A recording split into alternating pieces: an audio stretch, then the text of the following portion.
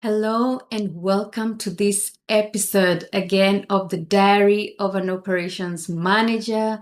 My name is Betty. If we haven't met before, I am Betty and I am so blessed to be here. Okay. So if you haven't listened to the previous episodes, please go back and listen to them and let's follow along. I talk about home care, but I talk about home care in the Texas area. If you haven't subscribed to my channel, please go ahead and subscribe, hit the notification button, and then, let's work together.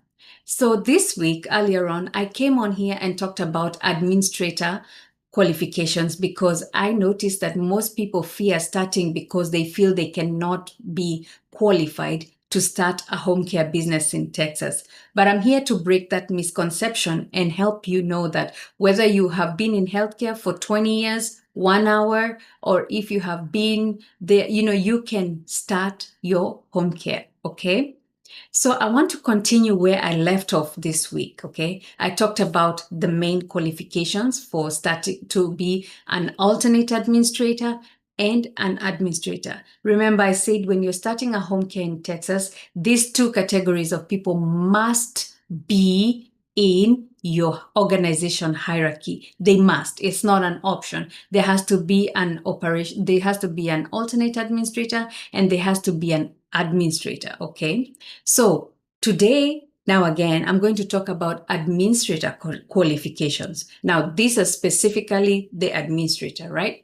So the administrator and the alternate, okay, both of them must be able to read, to write, and to comprehend English because the instructions that come from the state and just the general language is English, all right? So they must be able to write, to read, and to comprehend English, okay? The other thing is that they have to be able, they must, actually the state says they must, okay? Actually, when you do the training, you will see the word must there. That means it's not optional, okay? So they must have met the training requirement, okay? The training requirement for them to be an administrator. Now, I'm going to tell you about the training requirement because apart from the computerized training for the administrator and the alternate administrator, there's another, which is free. That one is free, okay? There's another one that is paid. There's another one that is paid. So you have to make sure that you have done those, okay? The paid one. Your licensing application will not go through when there's a deficiency. And you have to show proof that you've done the free one and you've done the paid one, okay? So make sure you do that. Okay, it's very important. Make sure you do that. All right? So the alternate administrator must have the training requirements that are required. So they have, like in Texas, they have like a group of organizations, like different companies that offer that training, and those companies have been approved to offer that training. Personally, I don't, but I can share with you the ones that I use who are much reasonable also in pricing. Okay. So that is something you have to do if you want to start your home care in Texas. All right.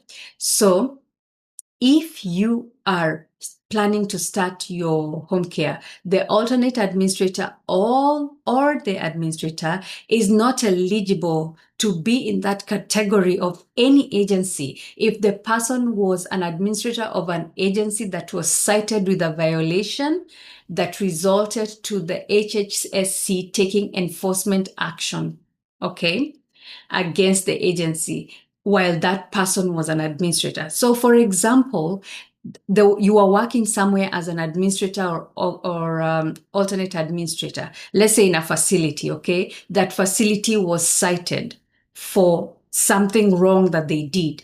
And they were cited when you were the administrator or when you were alternate administrator in that facility. You are not eligible to apply to do business in Texas. I'm talking about Texas, okay? So you do not qualify. You do not qualify if you were cited before. If you were cited before, you do not qualify. I just want you to know that so that at least you do not have a misunderstanding of you have paid and they refused because they do background checks, right? So don't do that. because the fee is non-refundable. The fee is not like, if you come to me, I will charge you my fees for my consultation, right? But for the state fees, they have their own fees for your application, right? And it's non-refundable. So can you imagine you've paid more than almost $3,000 and you've lied in your application and then you're denied? That is something you don't want to do. And then the other thing, you as an alternate administrator or an administrator must not have been convicted of offense, and the offense they have put categories. So like criminal convictions bearing facility license during these time frames. So you also have to watch out for that. So when you watch out for that, you make sure that you meet all those qualifications. And then when you meet them, then you are able to do your application. You cannot do your application if you do not meet those qualifications, because why waste your money? Why waste your money? Why waste your money? Why waste your effort and resources when you know for sure that you cannot qualify? So that puts you in another category, because you have to make sure that you do not have some of these things. They're very strict. When you think about the services that are offered if you think about the way they qualify people, they really do check. They really do check. And then also when they come to do the survey, you must have had your background checks completed and everything. So it's not a matter of they're not going to catch me. They will catch you. Okay. When they come to do the survey, they will come and ask you for things. They will come and ask you, like, give us the folder for the administrator, give us the folder for the alternate, give us the folders for the caregivers who are actively working right now, give us the folders for the clients, then they will randomly choose. Okay. And when they randomly choose, that one now puts you in a position where you have to be on top of the things, okay? So now, if you're struggling with compliance, if you're struggling with making sure that those things are already done, click the link there. You have a link, click the link.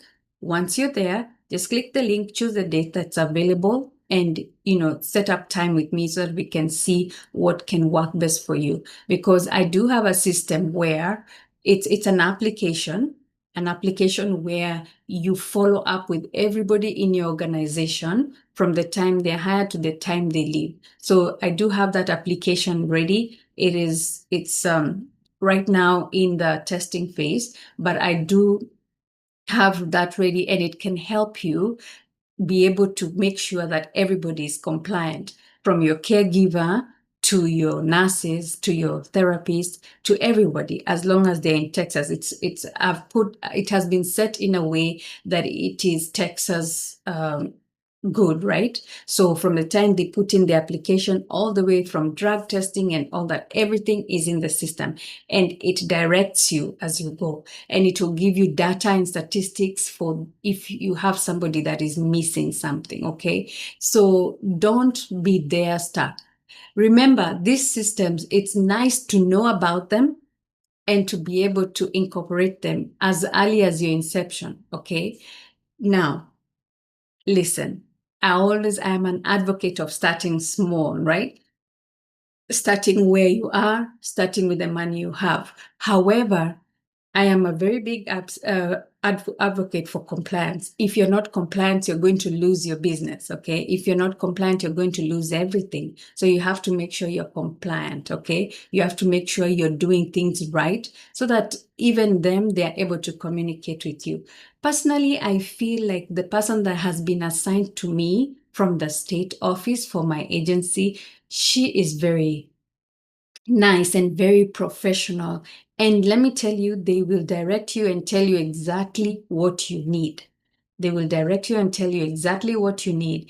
If you have deficiencies too, they will let you know.